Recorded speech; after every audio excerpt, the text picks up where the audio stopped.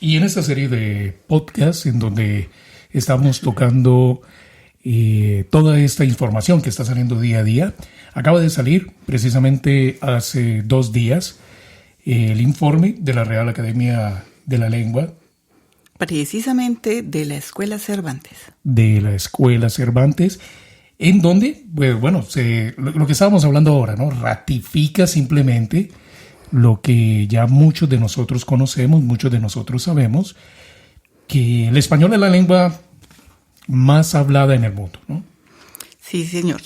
Precisamente, según este estudio, ha habido un aumento del 30% en la última década. 30%. Sí, es un señor. Crecimiento bastante importante. Es un gran crecimiento. E igual los estudiantes extranjeros han aumentado en un 60% para aprender esta lengua. Claro, y eso lo vemos día a día, no oficialmente, sobre todo aquí en Suiza. Es una cifra no oficial.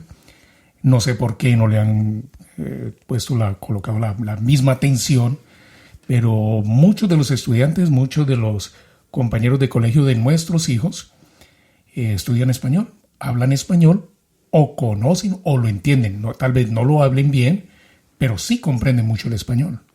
Porque el español es una lengua que atrae, que enamora, que encanta.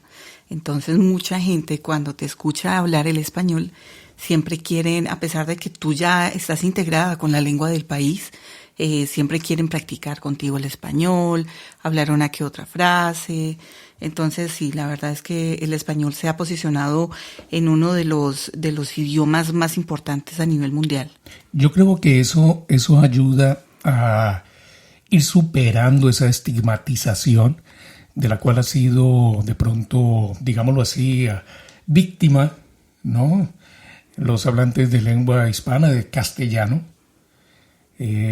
durante la historia, durante ese periodo histórico, en donde pues se dio predominio al inglés sobre las demás otras lenguas, y en este momento podemos decir que el inglés es uno de los idiomas de mayor crecimiento y de mayor proyección en un país, por ejemplo, como Estados Unidos, ¿no? Sí, pero igual, si miramos porcentajes, el español está posicionado como el segundo idioma más hablado. El segundo idioma, imagínate. Bueno, hablamos del inglés, el chino mandarín y el español. Bueno, el español vendría siendo el tercer idioma más hablado, pero el chino normalmente vendría quitándole la posición tanto al inglés como al español. Además, es una anécdota de un viaje en las pirámides de Egipto. Estábamos allá al ladito de las pirámides, en Giza, y intentamos alquilar esos camellos turísticos para ir hasta ahí, ¿no? Las pirámides quedan muy cerquita de la ciudad. Entonces íbamos a alquilar el camello. Intentamos comunicarnos en el inglés con la persona. Nos dijeron, sí, nosotros conocemos una de las personas que más maneja toda esta cuestión y es muy honesto. Entonces nos dirigimos a la persona, intentamos hablarle en francés, en inglés, hacernos comprender, ¿no? Él nos dejó, como decimos nosotros coloquialmente, nos dejó botar corriente durante 15, 20 minutos, y a la final él me dijo, no, tranquilo, yo sé qué me quieren ustedes decir, yo hablo español. Imagínate la gran importancia de este idioma. Al lado de las pirámides de Giza, o sea que ya saben. Después les dejamos por allí en los comentarios el dato de la persona para que pregunte por él. Por el camellero. El camellero que habla español. Sí, señor. Sigamos con esos datos. ¿Qué otras cosas interesantes nos arroja este año el estudio del Instituto Cervantes? Pues normalmente el Instituto Cervantes han dado unos datos que son verdaderamente contundentes. Dice que más de 585 millones de personas hablan el español, 5 millones más que el año pasado. De ellos, casi un 489 millones de personas son hablantes hispanos nativos. Además de que el español es la segunda lengua materna más hablada por el número de hablantes después del chino mandarín y la tercera lengua en un cómputo global de usuarios después del inglés y el chino. Por número de habitantes, es que estamos hablando de un continente entero, ¿no? Sí, señor, un continente entero. Y además porque históricamente el Imperio Español fue el imperio más importante de la tierra después del Imperio Romano en extensión. Por eso Carlos V decía, se levantaba, era el imperio en donde no se escondía el sol. Iba desde las Américas hasta Asia. Llegó ese imperio. Es algo histórico. Por eso encontramos filipinos hablando español. Imagínate, filipinos. Acá en Europa tú puedes encontrar en Rumania la mitad de la población hablando el español. Estamos también hablando, por ejemplo, la gente que vive en Suecia. En Suecia. Imagínate, en Suecia, en los Países Bajos. Se habla muchísimo el español. En Rusia. ¿Quién lo iba a creer? Sí, señor. Es una cátedra oficial en Rusia, el español. El español es una cátedra oficial y obligatoria. Y obligatoria, así es. Precisamente porque, según ellos, el español está por encima del inglés, según los rusos. Exactamente. Ellos han visionado, eso sí no lo puede negar Mr. Donald Trump, le han sacado el adelanto casi en 20 años y ellos han visionado el crecimiento y la evolución de la humanidad, ¿no? Así que de pronto esos grupos supremacistas blancos que están en contra de los americanos, ¿no? Aclaremos que americanos. No, americanos somos todos los que venimos del continente de América. De América, ellos son norteamericanos. Exactamente, ellos son norteamericanos o comúnmente llamados los gringos. Los gringos. Sí, señor.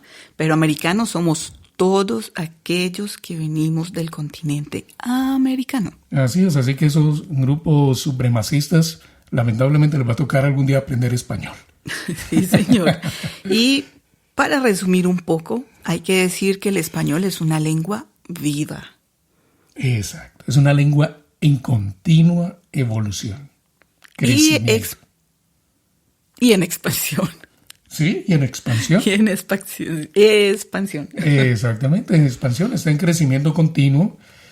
Cada vez se publican más libros, más novelas, hay más escritores en lengua española, en lengua castellana, más tratados científicos, muchos científicos de renombre, cargos y impuestos que tradicionalmente eran reservados para hablantes de lengua inglesa, ¿no? Ahora se les está dando mucho espacio. O de origen, digámoslo así, de origen europeo, de origen norteamericano, lo están ocupando personas latinoamericanos y personas que hablen un perfecto español. Exacto. Y después otro día hablaremos también de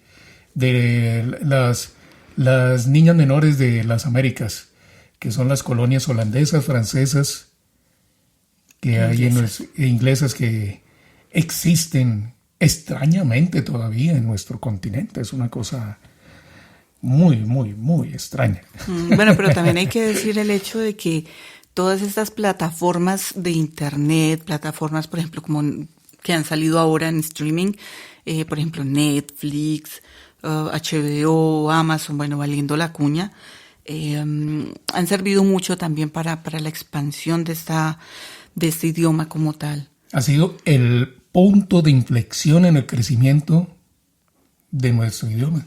Sí, señor. Mucha gente, por ejemplo, que se abona a todas estas plataformas, siempre lo primero que preguntan, miremos si hay el español. ¿Por qué? Porque hay mucha gente, como ya viene el traductor también, entonces prefieren la parte que venga con el español para ellos ir practicándolo.